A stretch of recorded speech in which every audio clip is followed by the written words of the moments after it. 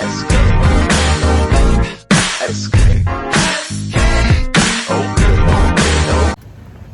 સો good afternoon જઈ રહ્યા છે જઈ રહ્યા છે હાલ બીચ પર જઈ રહ્યા છે અહીંથી નીકળીને. અને એક બ્લોગ તો હમણાં અપલોડ કરવા મૂક્યો તો નહીં થયો, તો મને ખબર જ છે નહીં થયો. બટ આ સેકન્ડ બ્લોગ આજે બનાવીને ચડાવી જ દઈશ, કંઈ પણ કરીને, ભલે અડધી રાત થાય. બટ એની વે હાલ જઈ રહ્યા છે બીચ પણ થોડુંક રખડીશું, કારણ કે આજનો દિવસ થોડોક ફ્રી છે. ભાઈ કાલથી તો પેક જ ચાલીશું.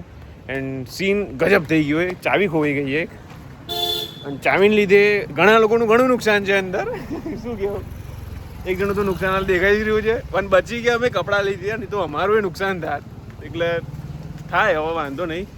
હવે આવો સીન છે તો જઈ રહ્યા છે બીચ પર. ને બીચ તમને બતાવું, અહીંથી સામે જ છે, અહીંથી પહેલો જે દેખાય ને ત્યાં જ બીચ છે, ત્યાં જ દરિયો છે, ત્યાં જ. અને રિસોર્ટ જ છે, લાઈક એટલી નજીક છે ને તો પણ મજા આવી જાય.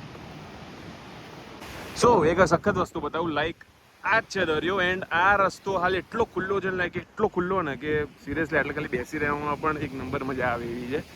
એન્ડ બીજી વસ્તુ એ હાલ દરિયામાં થોડી ઘણી ભરતી પણ છે. લાઈક આ દરિયો જે છે ને આ જે દિવાલ ગઈ એની પણ પેલ બાજુ હતું, પણ આ બધું હમણાં જ પડી ગયું છે. લાઈક પાણી થોડુંક વધ્યું છે એટલે વરસાદ પડ્યો એટલે બટ ઓબ્વિયસ છે. બટ સિરિયસલી આ વેધરમાં આ ટાઈમ પર દમણ ખરેખર હવાય, લાઈક બહુ જ શાંતિ લાગે. સિરિયસલી બહુ જ શાંતિ.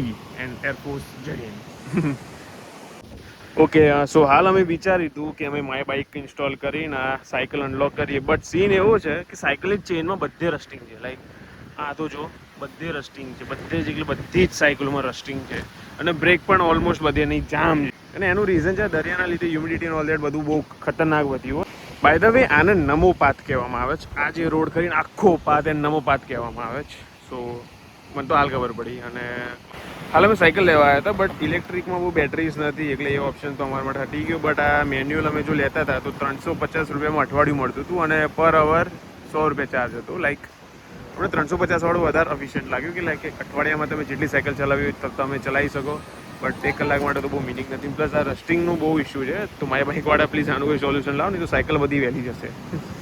સો સાયકલનો પ્લાન ડ્રોપ કરીને દરિયો ફેંકવાનું અમે વિચાર્યું કે લાઈક ચલો સાયકલ તો નહીં લેવી, બહુ મોંઘી પડે, પણ આ દરિયામાં કંઈક તો ખતરો કરે, કારણ કે સિક્યોરિટી ડીલે આવી ગયું છે 1 કલાક માટે, એટલે આમ પણ અમે લઈ નહીં શકીએ. કૂતરા પણ કોમ્પ્રોમાઇઝ નથી કરતા. લાઈક ઊંઘું તો બીચ બાજુ જ, બાકી તો ઊંઘું જ નહીં. તો જય ખબર નહીં કોની સાયકલ ડામી ના આવે, કે જેની સાયકલ એની મળી ગયું. સાયકલ એ નીકળી ગયો પણ કોઈની સાયકલ આવી તો ડમાય નહીં, એટલે નીકળી ગયો છે. હાલ છે ને શૂટનું લોકેશન ડિસ્કસ થઈ રહ્યું છે, જોરદાર આઈડિયા આપી રહ્યા છે. બટ એની વીચ વે આ છે ને પાછળનો ભાગ સર ખરેખર રિસોર્ટનો બહુ સુપર છે. લાઈક અહીંથી આપણે લેફ્ટ સાઈડ જઈને ત્યાં પણ એક છે, અને આખી આ સ્પેસ પણ બહુ સખત છે. લાઈક તો એટલે બધું ફિલ્મનું શૂટિંગનું ડિસ્કશન થાય છે. અમે કેમના બેઠા છીએ, બહુ ડિસ્કશન થાય સિરિયસલી, બહુ જ કહેવાય, બહુ જ. સિરિયસલી હું ખાલી આ વ્લોગ અપલોડ કરવા માટે હું ખાલી રૂમ પર આવ્યો યાર, સિરિયસલી. એન્ડ બીજી વસ્તુ એ કે વ્હીકલ નથી, તો હલવાયા છે કે વ્હીકલ જ નથી. એન્ડ અમારો રૂમ છે બાય ધ વે, બટ અમારી જોડે વ્હીકલ નથી, તો અમે આવવા જવા માટે બહુ હલવાયા છીએ. એની ગાડી પણ બહુ વપરાય નહીં, સો હલવાયા તો ગજબ છે. સાયકલનું રેન્ટ આપવા પણ રેડી છે, બટ સાયકલ્સ એવી નથી કે જે લઈને ફરી શકે, બધી કાટાયેલી છે યાર. ચાલીને કેટલું ચાલીએ, ગજબ.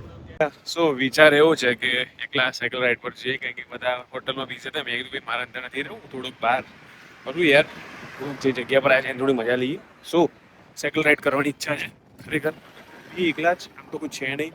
જો કોનો છે એનો પણ ગજબ થઈ ગયું હમણાં. લાઈક હમણાં બપોરે અમે આવ્યા હતા તો ત્યારે દરિયો છે આટલા સુધી આવતો હતો, બટ હવે પાછું જતો રહ્યો છે. વાહ.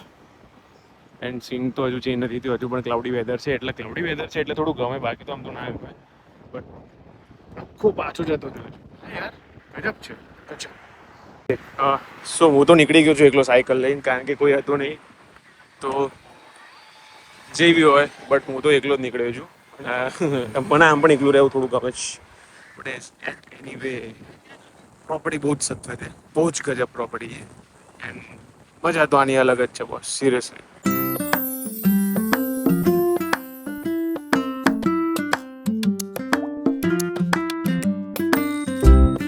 તો સીન એવો છે કે હાલ હમણાં જમવાનો ટાઈમ થઈ ચૂક્યો છે, અને આ અમારી હોટેલ છે જ્યાં અમે સ્ટે કરી રહ્યા છીએ.